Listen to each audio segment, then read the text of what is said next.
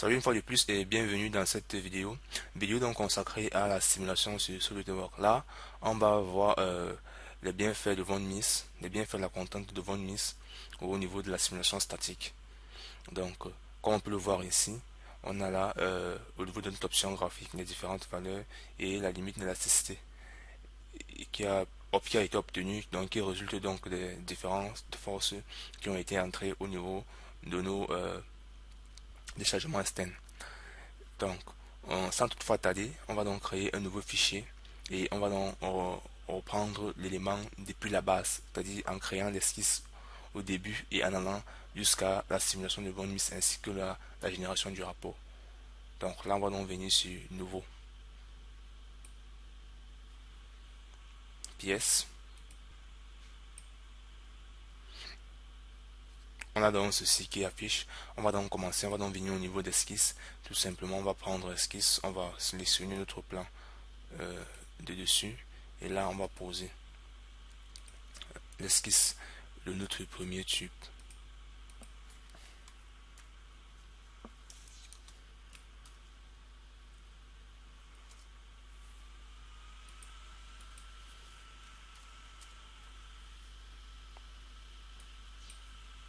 Ensuite, on va faire donc un congé. Là, la valeur, on va mettre en 3. Et par la suite, un décalage d'une valeur de 2 qui nous donnera donc l'épaisseur du tube.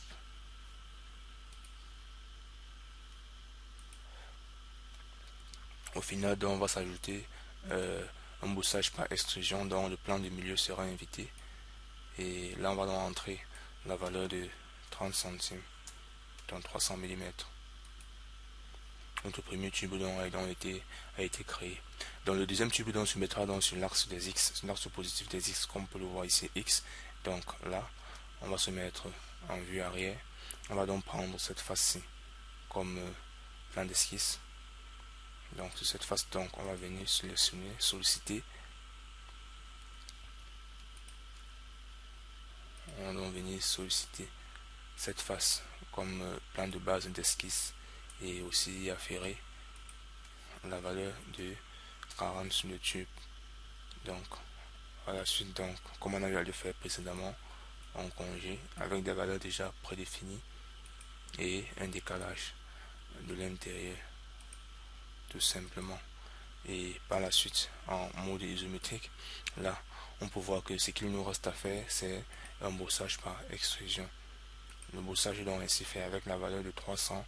On peut donc valider, mais avant de valider, une question se pose au niveau de la fusion des résultats, car fusionner les résultats résulte de la mise en commun de ces deux pièces qui, lors du déplacement imposé, va s'avérer, va jouer un rôle très important. Donc là, on va décocher fusionner les résultats. Tout simplement parce qu'on se dit donc que, parce que c'est sur cette pièce-ci, il y aura donc les éléments d'accroche, les éléments d'arrêt qui vont se fixer sur le mur. Donc on va donc décocher, fusionner les résultats et on va donc valider simplement. Donc là déjà, on a notre pièce déjà bien faite. On va donc mettre un gousset là-dessus pour pouvoir soutenir, pour augmenter la force, pour augmenter la pression que peut soutenir ce tube-ci. Donc là, il s'agit d'une sorte de nervure en mécanique. Donc là, on va donc venir au niveau de construction soudée.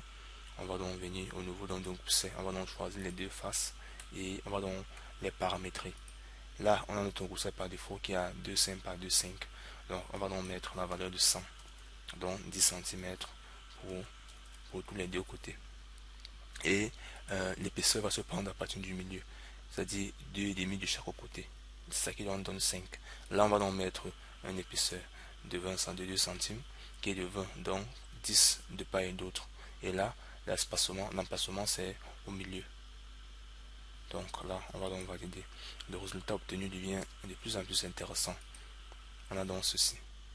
Donc, pour donc entrer dans la simulation proprement dit, étant donc le but de cette vidéo, pour ceux qui n'auront pas cette option de simulation au niveau de la barre de commande, ici, comme on peut le voir là, ceux qui n'auront pas simulation, on va donc l'ajouter tout en venant simplement sur option et en cliquant sur complément.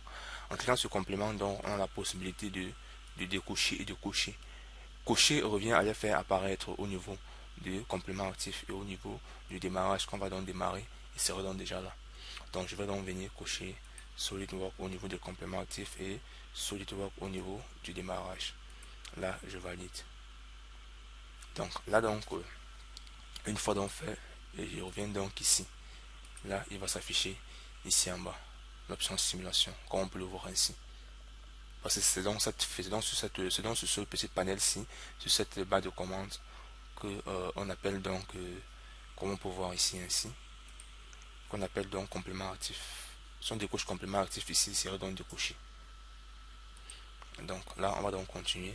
On va donc venir sur simulation, on va donc commencer une nouvelle étude. Notre nouvelle étude, donc, on va la nommer étude 1. Et donc là, ça sera l'analyse statique, parce qu'il ne s'agit que de la statique. C'est vrai, en statique, nous avons des éléments tels que la traction, la compression, le cisaillement, la torsion et bien plus d'autres. Donc celui-ci, donc, on va donc laisser étude 1 qui serait donc le nom de notre étude, parce qu'une fois créé, donc, étude 1 va donc venir s'afficher ici en bas. Donc, on va donc commencer, on va donc valider étude, notre première étude. Donc, la première des choses dont à savoir quand on veut faire une simulation est très simple. Nous ne pouvons pas faire une simulation si on ne connaît déjà pas le matériel qu'on doit utiliser. Parce que le matériau ici est un élément très important. C'est d'où donc on va commencer donc par le changer, le matériau qui constitue notre pièce, comme on peut le voir ici. Parce que nous sommes tous d'accord que l'aluminium a un degré d'élasticité, une limite d'élasticité qui est plus importante que une limite d'élasticité qui est plus importante quand même que l'acier, l'aluminium. Et donc là, on va donc venir choisir en faisant un clic droit sur pièce et appliquer le matériau. Là donc on va prendre acier allié. Dans acier allié, quand on va regarder au niveau des propriétés du métal, nous nous rendons compte que ici, la limite d'élasticité est de cette valeur-ci. Il se donne en newton par mètre carré. Ainsi que le module d'élasticité et le coefficient de Poisson. Donc comme on peut le voir là. Donc ça c'est les propriétés. Et en fonction des différents métaux, peu importe le métal qu'on va choisir, on aura donc des valeurs qui vont donc changer au fur et à mesure. Donc une fois sélectionné donc acier allié, il faut donc appliquer et tout simplement on ferme. Nous nous rendons compte que au niveau du rendu même, au niveau de l'affichage, les données ont changé. Donc une fois donc la pièce donc changée, une fois donc le matériau de la pièce étant donc sélectionné, on va donc laisser connexion. Car les contraintes, faire une simulation avec des connexions résulte d'abord au préalable de la connaissance de base de la simulation proprement dit. Donc on va donc venir au niveau du déplacement imposé. Et c'est la raison pour laquelle même au niveau des connexions, je n'ai pas voulu mettre des colonnes de soudure. Donc revenons donc sur le déplacement imposé. Le déplacement imposé, donc comme on peut le voir ainsi, c'est-à-dire le déplacement imposé, c'est l'élément sur lequel, c'est la face sur laquelle on doit tenir pour pouvoir faire notre modélisation. Donc on va modéliser cet élément-ci, qui est une pièce dans l'ensemble. On va donc se placer où pour donc faire la modélisation. Bon, au niveau des déplacements imposés, on peut donc trouver tellement d'éléments. C'est-à-dire, il peut avoir la plus plan, il peut avoir des éléments fixes, on peut avoir des éléments qui nous permettront donc d'utiliser des trous de PSH comme élément de fixation d'appui, comme élément de fixation des déplacements imposés. Donc, il y a toute une panoplie dans cette option-ci. Les déplacements imposés. Comme là, comme je l'ai tantôt dit, les boulons d'ancrage, là c'est pour utiliser les trous, on avait les trous, on pouvait donc utiliser les appuis élastiques et bien d'autres. Donc on va donc s'intéresser à la géométrie fixe, parce que donc notre face à l'extérieur, comme on peut le voir ici, sera donc fixe. Et donc au niveau de la création de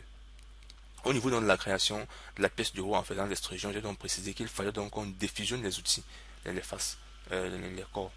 Tout simplement parce qu'en défusionnant les corps ici, on peut facilement choisir cette partie-ci, qui est la face du corps 1, comme face d'élément imposé, déplacement imposé. Si cela n'avait pas été fait les deux jusqu'ici, jusqu'à ce niveau-ci, avec l'esquisse du haut, devait donc être sélectionné pour être choisi comme face de déplacement imposé. Donc, au niveau de fusionner et défusionner les résultats, devrait donc avoir son rôle s'il avait été fusionné. Donc, même jusqu'ici, ce déplacement imposé devait s'étendre jusqu'ici. Donc comme cela n'a pas donc été fait, c'est parce qu'on voulait tout simplement que le déplacement imposé s'impose cette face-ci uniquement. Donc une fois donc validé le déplacement imposé, on va donc venir au niveau des charges externes. Une chose à préciser, c'est vrai, nous sommes tout à fait logiciel, mais il faut aussi que nous essayons de savoir déjà que il y a des petites bases déjà de préalable que nous devons avoir en mécanique pour pouvoir y travailler avec ce logiciel. Au niveau des différentes, au niveau des charges externes, nous avons déjà à notre disposition, nous savons qu'il y a des forces de gravité, que si on lance, ça va toujours descendre. Peu importe ce qu'on va lancer, va toujours descendre, attiré par la gravité du sol. Nous avons ce qu'on appelle les forces centrifuges. Nous avons des pressions, nous avons des forces proprement dites, nous avons des torsions, et donc nous avons beaucoup d'éléments au niveau des charges externes. Mais ce qui nous intéressera pour cette simulation, là, c'est la pression. C'est vrai, la pression, pourquoi? Pression parce que au-dessus de ce métal-ci sera donc placée une plaque, une plaque en acier. Au-dessus de ce métal donc sera placée une plaque en acier sur laquelle sera donc fixé un élément avec une charge considérable. Donc, et la charge donc considérable donc va donc repartir les charges au niveau de la plaque et ce qui viendra donc se repartir au niveau du tube. Donc c'est la raison pour laquelle on va donc prendre pression au lieu de force. On peut donc prendre force, mais on prend pression. C'est vrai que le rapport entre pression et force est un rapport qui se compense parce que quand on veut bien voir, on dit la pression F est égale à F, P est égale à F sur S, la pression est égale à la force sur la section. Donc, c'est donc ce qui nous pousse donc à prendre le choix à faire le choix de pression. Parce que d'autres pourront dire pourquoi on n'a pas pris couple, pourquoi on n'a pas pris une gravité, pourquoi on n'a pas pris centrifuge, pourquoi on n'a pas pris pourquoi. Notre choix basé sur la pression est tout simplement dû au fait que les efforts élémentaires de contact qui seront repartis sur la plaque vont donc aussi se repartir ici sur cette face-ci. Donc là, on va prendre pression. Donc, nous pouvons donc voir ici que notre pression donc étant déposée, comme on peut le voir en rouge là, on peut donc venir au niveau d'ici définir les unités. Si on veut, on peut mettre centigramme force par de kilogramme force par centimètre carré. Et là, si on entre la valeur de 20, simplement, nous sommes pratiquement sûrs de nous que nous avons exercé une pression de 19 bars. Parce que ça, il s'agit des petites conversions. Donc, une fois donc validé, on a donc ceci. Après donc avoir donc soumis notre pièce à des différentes forces et au déplacement imposé, un élément encore va donc entrer dans la chaîne du jeu qui sera dans le maillage. Pourquoi mailler? Parce pourquoi mailler? Bon, tout simplement, si on utilisait un logiciel comme AutoCAD, on devait comprendre donc au niveau des éléments de modélisation un peu plus avancés que le maillage nous permet de déformer facilement notre pièce. Mais au niveau donc de la simulation sur SolidWorks, donc le maillage ici va donc nous permettre de disloquer la pièce en différents petits éléments qui facilitera donc sa modélisation, c'est-à-dire sa déformation. Donc plus le maillage est donc important, plus il nécessite une machine tellement puissante pour y générer. Donc on va donc venir sur maillage et on va donc venir faire un clic droit et venir donc sur créer un maillage. Créer le maillage ici, on peut rendre le maillage fin. Rendre le maillage fin signifie que notre pièce va donc se disloquer en plus petits éléments simples et là encore la déformation peut encore être plus fluide parce que ne peut se déformer qu'en fonction de différentes faces cubiques que va donner le maillage. Donc là, on va donc laisser rétablir par défaut et on va donc tout simplement valider. Après donc la progression du maillage, on va voir que notre pièce ici s'est transformée en différents éléments. Donc il y a des petits cubes sur presque toutes les faces. Si on veut bien voir. Donc des petits cubes là sur presque toutes les faces. Par la suite, donc, on peut donc générer notre simulation et observer donc le résultat. Donc là, on va donc faire notre exécution. Une fois donc l'exécution faite, terminée, nous allons avoir notre disposition au niveau de notre graphique ici, notre option graphique ici, la contrainte de von Mises, comme on peut le voir ici. Étant qu'il est même le premier élément, nous pouvons voir ici que c'est donc le premier élément au niveau des résultats, les contraintes de von Mises. Donc là, contrainte de von Mises tout simplement nous donne donc ici, comme on peut le voir au niveau de notre option graphique, la limite d'élasticité du métal. Et en plus de la limite d'élasticité du métal que nous avons à notre disposition, là on peut encore voir au niveau de notre option graphique, si nous double-cliquons deux fois, au niveau de notre Feature Manager, comme on peut le voir ici, notre arbre de Feature Manager. On va donc voir que là, nous avons ce qu'on appelle le déplacement, toujours dans les résultats. Donc, l'exécution du résultat, donc l'exécution a donc donné au niveau du résultat trois éléments importants. Les contraintes de von Mises, le graphe de déplacement et le graphe de déformation. Le graphe de déplacement, donc, quand dupliquant deux fois dessus, nous nous rendons compte que voilà donc ce qui a été fait au niveau de la déformation. La pièce se déforme donc, se donne déformée comme ceci. Le point le plus rouge est donc le point qui a subi donc le plus d'impact, donc où la charge a été tellement considérable et a donc permis réellement sa déformation. Donc là, on peut donc aussi voir son déplacement. Là, donc, on peut donc avoir l'équation de la déformation ici. Pour la déformation, donc, on peut voir s'il faut bien voir la déformation, il va falloir qu'on zoome un peu. C'est vrai, n'a pas tellement été sollicité en déformation aussi que ça, mais en zoomant, nous nous rendrons compte un peu de partout que les zones vertes, ces zones vertes, comme on peut les voir ici, c'est-à-dire environ ici, les valeurs qui se retrouvent entre ces valeurs-ci, 21 et 26, ont été un peu plus sollicitées pour déformer cette pièce, comme nous pouvons le voir ici. Donc, avec un zoom, on voit donc que la déformation, la pièce a été déformée ici, comme on peut voir ici. Elle a été déformée aussi ici. Elle a aussi été déformée si on fait un panoramique là et là. Et en dessus, si on va observer le dessus, nous nous rendrons compte que là aussi il y a des valeurs qui sont les valeurs de déformation. Et le point rouge, nous voyons donc que ici, il n'y a que cette partie-ci qui a subi, qui a failli subir, qui a failli se rompre dans l'obtention de la déformation, de l'équation de déformation. Donc là donc c'était donc le but de cette vidéo. Et s'il faut encore mieux comprendre le rôle du gousset, parce qu'on peut enlever facilement le gousset, et là on observera donc au niveau de la contrainte de von Mises, la limite d'élasticité changera donc et la déformation sera encore différente. Donc pour ce faire déjà, enlevons le gousset pour donc voir quel est le comportement qu'on aurait donc au niveau de notre résultat. Donc en faisant donc un clic sur le gousset, là on peut facilement le supprimer. Le supprimer revient donc à recréer un maillage et refaire donc une exécution au préalable. Donc là, après le maillage et après l'exécution, on va donc réexécuter pour les résultats. Le résultat est là, donc voilà ce qu'on a donc comme élément avec la même valeur. Là on voit donc la résistance à l'élasticité, ici la limite à l'élasticité, on voit donc ici elle est plus bas ici au niveau de l'ancien graphe. L'ancien graphe était donc quelque part à ce niveau-ci. Sur ce nouveau graphe, on voit donc qu'il est donc au niveau d'ici. Au niveau donc du déplacement ou de la déformation, si on veut donc bien voir,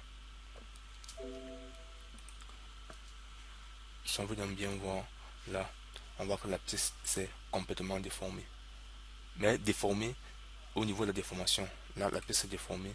Il y a toujours eu les mêmes points ici, comme sur les points précédents, en ce qui concerne la rupture. Au niveau donc du déplacement, si on veut voir aussi, nous nous rendrons compte donc que là, on a donc eu ceci comme déformation et comme déplacement. Et le déplacement donc ici, nous nous rendons compte qu'il est presque rectiligne. Alors que sur le corps précédent avec le gousset, nous nous rendions compte que le déplacement avait commencé quelque part au niveau d'ici et a commencé à décroître de façon considérable. Par contre, tout le reste de la pièce était donc plutôt absorbé par un déplacement au niveau de la déformation ici, à ce niveau-ci.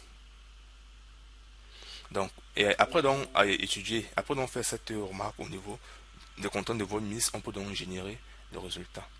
Donc le rapport donc va donc se générer avec le fichier de façon très simple. Là, on a les différentes informations qui vont entrer dans la génération du rapport. Ici, on peut donc mettre le nom du concepteur ainsi que la société et l'URL. Je peux donc mettre le lien du site web là sans souci. Et je peux mettre le nom du site.